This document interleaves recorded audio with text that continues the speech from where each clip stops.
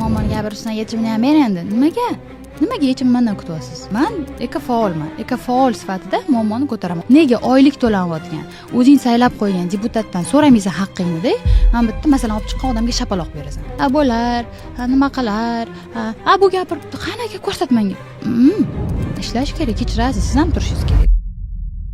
Mo'tabar assalomu alaykum. Siz meni nazarimda ekologik muammolar haqida o'ylaganda yuragi esiladigan, o'zgarishni o'zidan boshlagan jonkuyar insonsiz. Miya yopiqligi, qalb yopiqligi bu juda ham yomon tavqilanadi. Ketishingizni aytdingiz, ulg'aygan avloddan bir umidingizni uzganingiz, ularni o'zgartirib bo'lmaydi.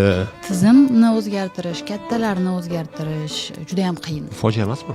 Bitta katta avlodni bo'ldi, endi bundan umid yo'q. Nima uchun men kattalarga xohlamayman gapirishni? Chunki bu tomondan olib kelib argument bersiz ham, bu tomondan argument olib kelsiz. Oxiri ilmiy tadqiqotlar bilan siz olimlaring gapiradi deydi-da. Va eng yomoni nima?